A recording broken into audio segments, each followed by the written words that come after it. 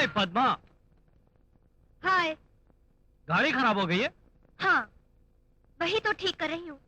चलो मैं लिफ्ट दे देता हूँ। लिफ्ट? वो तो तुम पहले ही किसी लड़की को दे चुके हो। तुम्हारी सीट तो ऑक्यूपाइड है। ओह, तुम कमला की बात कर रही हो। वो शादी तो एक इलेक्शन स्टंट था। क्या? हाँ, तुम्हें बताया नहीं? मेरे डैडी ने कहा अगर इलेक्शन में गरीबों के वोट चाहिए तो तुझे कमला के गले में मंगलसूत्र बांधना पड़ेगा। मैंने बांध दिया और वो जीत गए। जीत गए? इसलिए अब छोड़ दोगे? एग्जैक्टली। Shut up. हाँ, जुबान पर जरा काबू रखो डार्लिंग। तुम्हारे और मेरे डैडी के एग्रीमेंट के हिसाब से बहुत जल्दी हम दोनों की शादी होने वाली है। हाथ हटाओ। शादी से पहले लोग रिंग प्रेजेंट करते हैं। मैं तुम्हें एक स्वीट स्वीट किस प्रेजेंट करूंगा। कौन है? तेरी स्वीट किस से पहले मेरा हार्ड हिट कैसा लगा? बताता हूं, मुंह से नहीं, हाथ।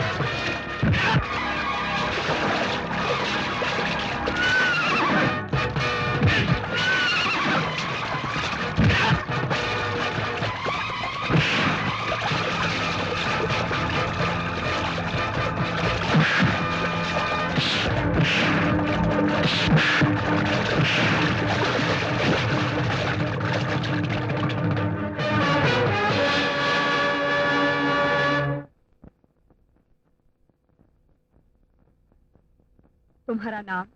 रवि। काम क्या करते हो? कोशिश तो बहुत की, लेकिन इस सरकार ने काम ना देते हुए बेकारी रखा है। और इसीलिए तुम जुर्म की ओर निकल पड़े हो। जुर्म? कैसा जुर्म? तुमने रघु नाम के आदमी को मारा, क्या ये जुर्म थी? इस संसार में मारते तो सभी हैं, सिर्फ अंदाज अलग अलग है। जुर्म उगलवाने के लिए पुलिस मुल्जिम को मारती है, इंसाफ की कुर्सी पे बैठकर कलम की नोक से आप मुजरिम की जिंदगी को मारती हैं। उसी तरह शराफत की राह से भटके हुए एक आदमी को इंसानियत याद दिलाने के लिए मार दिया, तो क्या जुर्म हो गया? सजा देने वाले तुम कौन हो? मैं इस पवित्र भारत देश का एक नागरिक हूं। यहाँ का समाज नारी को मां और बहन के रूप में देखता है, और उसी समाज के गंदे जरासिम ने एक लड़की की इज्जत पर हाथ डाला तो मुझे मजबूरन हाथ उठाना पड़ा। कुमारी पद्मा को अदालत में पेश किया जाए। कुमारी पद्मा, कुमारी पद्मा।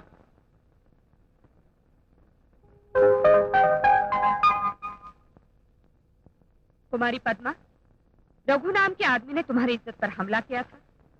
जी नहीं। साफ साफ बयान करो कि क्या वाकया पेश आया था। मैं और रघु एक दूसरे को अच्छी तरह जानते ही नहीं, बल्कि पुराने दोस्त हैं। मेरे और उनके पिताजी के बरसों से राजनीतिक संबंध हैं। सिर्फ इतना ही नहीं, रघु एक आदर्शवादी हैं। उन्होंने एक गरीब लड़की को अपनी पत्नी बनाया। उस दिन इस रवि ने मुझे पकड़ा और जबरदस्ती किस करने की कोशिश की। ऐन वक्त पर रघु ने आकर मुझे बचा लिया, और इस रवि ने गुस्से में आकर बड़ी बेरहमी से रघु को पीट डाला।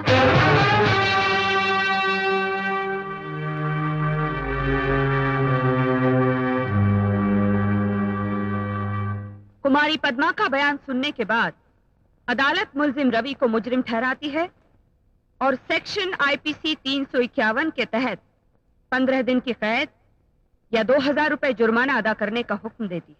दीदी, ये अन्याय है, तुम्हें अपना फैसला बदलना होगा। Silent, silent. अरे तुम्हारे साइलेंस की ऐसी की तैसी दोबारा तो मैं देखती हूँ। दीदी, दीदी, ये क्या किया?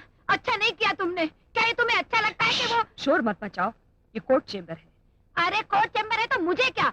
मैं तो आज तक समझती थी कि मेरे पति के पास ही दिमाग नहीं है, लेकिन आज पता चला कि तुम्हारे पास भी नहीं है। शांति, तुम तो अच्छी तरह जानती हो कि रवि औरतों की कितनी इज्जत करता है। वो साली लुच्ची लड़की झूठ बोल गई और तुमने सच मान के रवि को सजा दे दी। हाँ? अरे मैं यहाँ गला फाड़ फाड़ के चिल्ला रही हूँ और तुम जवाब तक नहीं देती। बोलो ना। ये 2000 रुपए जुर्माने की रकम भर दो और उसे छुड़ा लो। अरे दीदी तुम महान हो।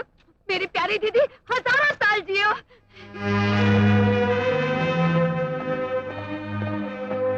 ठहरो, अरे ठहरो, अरे ठहरो बोलती हूँ ना। तुमको तो बस मौका मिलना चाहिए कि लगाई हथकड़ी और लेके चल दिए जीप में।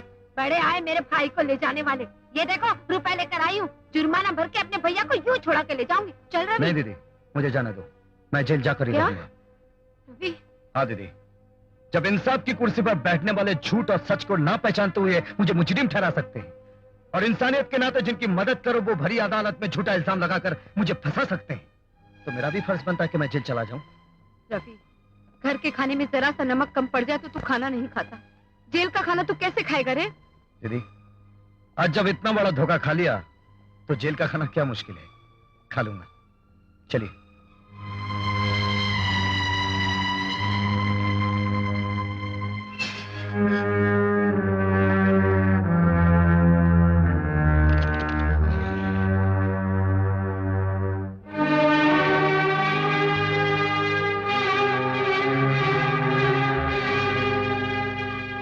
क्यों आई हो तुम?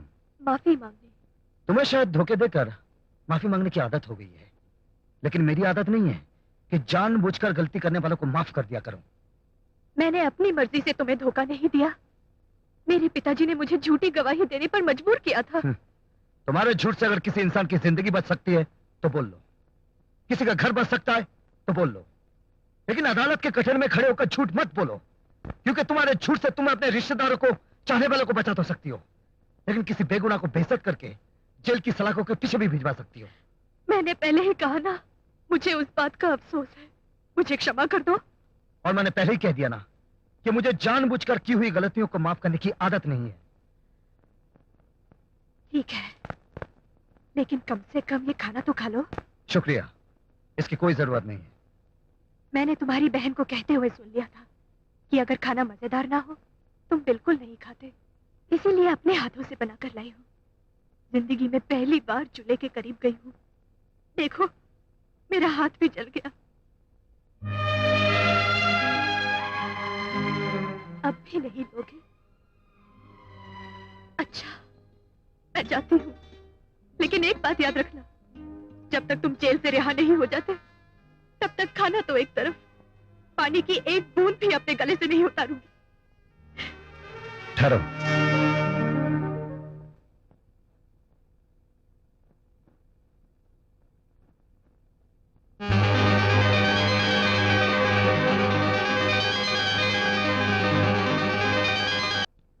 भाऊ साहब, आज आप उनके बारे में बहुत पूछताछ हो रही है, क्या असल बात क्या है? हाँ? ऐसे ही वो अपोजिशन वाले मेरा मजाक उड़ा रहे थे कि एमपी राजशेखर ने दूसरी जात की लड़की को बिना दहेज के अपनी बहू बनाकर कौन सा बड़ा कमाल किया। अरे भाऊ साहब, कुत्ते का भो भो करने का, कौवे का काव काव करने का तो आदत होता है ना। इसीलिए मैं उनका मुंह बंद करना चाहता हूँ। क्या मुंह में मिट्टी डालकर?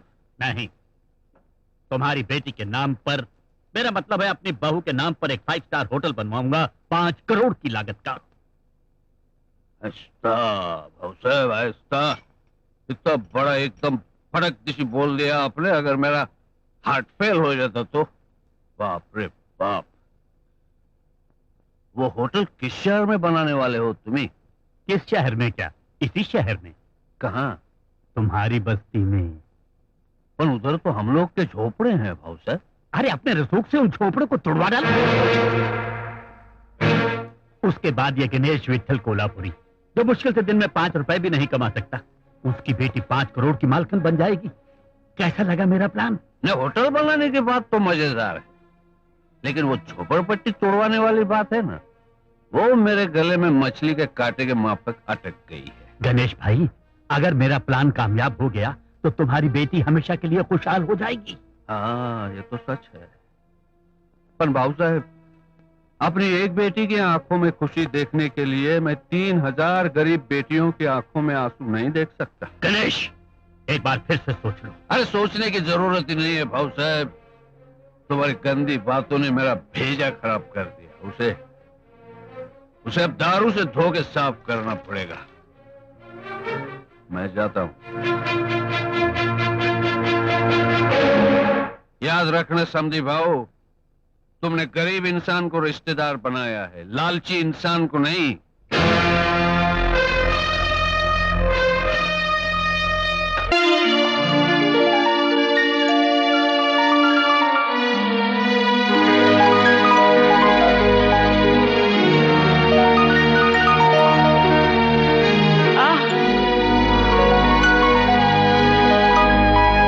बेटे, कांच को आंच नहीं, तेरी सच्चाई आखिर अपना रंग ले ही आई। नहीं बाबूजी, मैं अपनी सच्चाई के बूते रिहा नहीं हुआ।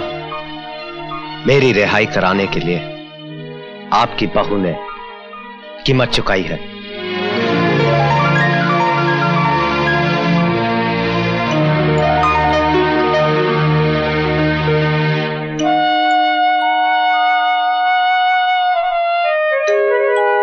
तेरी आंखों में आंसू मेरी रिहाई के हैं या केपी से ना मिल पाने के दुख के? दुख के ही होंगे, क्योंकि तू कृष्ण प्रसाद से प्यार करती है। नहीं दीपक, ऐसा कुछ भी नहीं है, ये सब झूठ है। पहले मैं भी इस बात को झूठ समझता था, लेकिन जब उसके कमरे में मैंने तेरी तस्वीर देखी तो मैं समझ गया कि आखिर इतनी आसानी से मैं कैसे जेल से छूटा।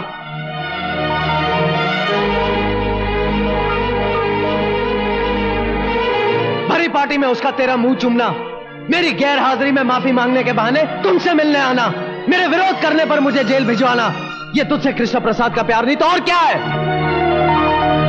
मेरे जेल जाने के बाद तू उससे रोज मिलती जुलती रही, और जब उसका दिल भर गया तो मुझे रिहा करवा के तेरी नजरों में देवता बन गया।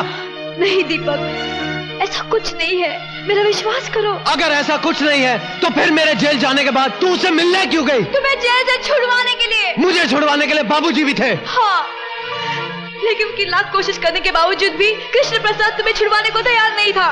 तो फिर तुम्हारे कहने से वो कैसे मान गया? ऐसी कौन सी वजह थी कि तुमसे मिलकर उसने मुझ पर लगाए हुए लाखों रुपए का गबन का इल्जाम वापस ले लिया? इसलिए क्योंकि तुम एक दूसरे से प्यार करते हो। कृष्ण प्रसाद मेरा कुछ भी बिगाड़ नहीं सकता था, लेकिन तुमने तो कुछ बाकी ही नहीं रखा। अगर तुम अपने पति से ज्यादा प्रेमी को ज्यादा अजीज मानती हो तो मैं तुम्हें आजाद करता हूं। जाओ, कृष्ण प्रसाद से शादी कर लो। दीपक, तुम जानते हो कि तुम क्या कह रहे हो? अच्छी तरह जानता हूं। तुम कुछ नहीं जानते। जिस बात को तुमने सर उठाकर कह दिया, वो बात मैं ख्वाब में भी नहीं सोच सकती। दीपक, मैं तुम्हारी पत्नी हूं, मेरा विश्वास करो। तुम जैसा सोच रहे हो ऐसा कुछ भी नहीं है, मेरा विश्वास करो दीपक, मेरा विश्वास करो। अब तुम मुझे समझाने की कोशिश मत कर। दीपक बजाज किसी दूसरे का गरमाया हुआ कंबल नहीं ओढ़ता। औरत तो वो है जो अपने पति के विश्वास को जिंदा रखने के लिए मर जाए। पति की गैर हाजिरी में किसी प्रेमी का कॉल पूरा करने वाली औरत पत्नी नहीं, कुल्टा होती है। और कोई मर्द किसी कुल्टा के मांग में अपने नाम का सिंदूर बर्दाश्त नहीं कर सकता।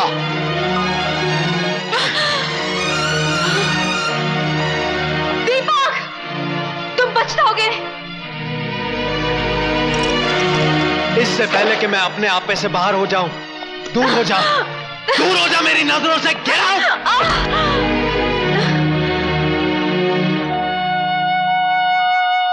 दीपक, औरत उस वक्त तक सीता सावित्री होती है जब तक उसका पति राम और सत्यवान होता है।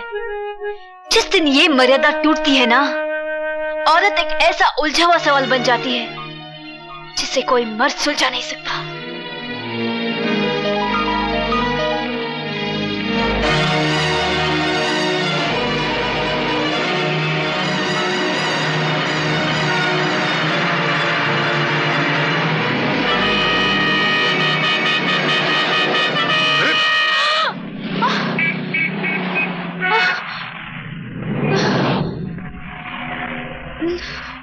पूजा, मुझे तुम्हारी गुजरी हुई जिंदगी के बारे में पूछने का हक तो नहीं है, लेकिन इतना मैं जरूर जानना चाहता हूं कि वो क्या वजह थी जो तुमने कृष्णा को भुला दिया।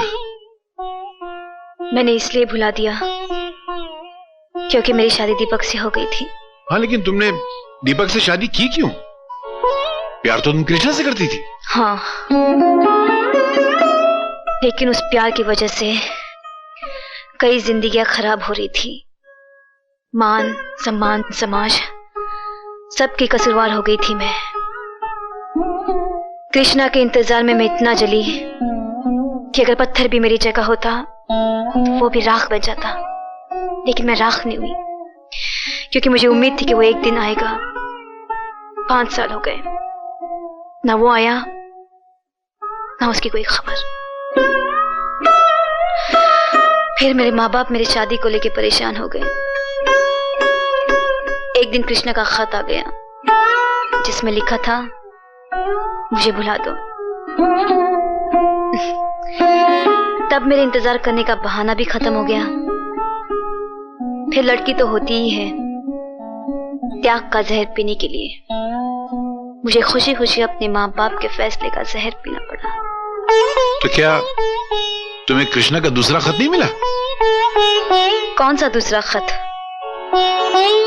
कृष्णा ने मुझे कितने खत लिखे ये मैं नहीं जानती, लेकिन 5 साल में मुझे सिर्फ एक ही खत मिला। वो भी मेरे डैडी ने मुझे दिया था।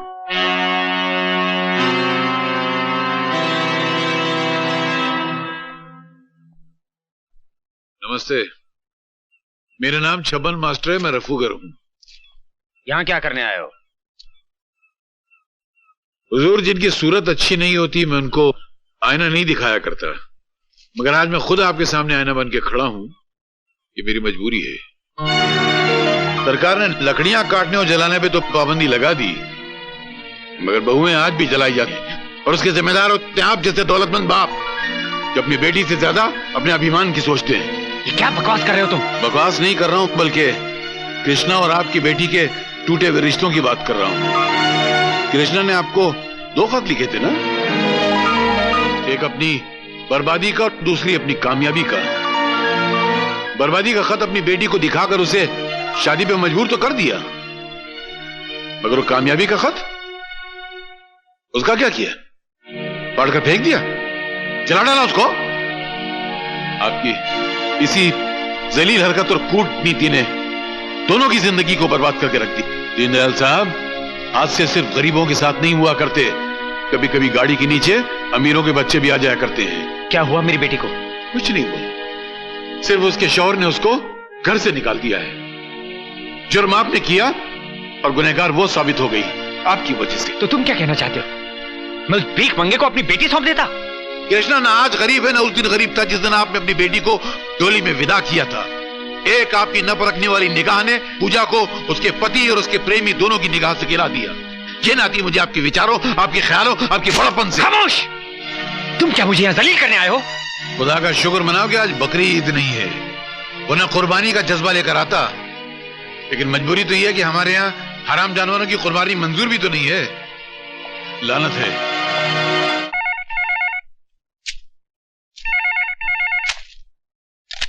धर्मदास, मेरी बेटी कहाँ है? कहाँ है? मुझसे पूछते हो? तो महानगर टेलीफोन निगम की डायरेक्टरी उठाओ और के पन्ने खोलो। केपी ग्रुप ऑफ इंडस्ट्रीज के 40-50 नंबर होंगे और कहीं न कहीं अपने आशिक कृष्ण प्रसाद के साथ एंगेज होगी तुम्हारी बेटी। बदमाश।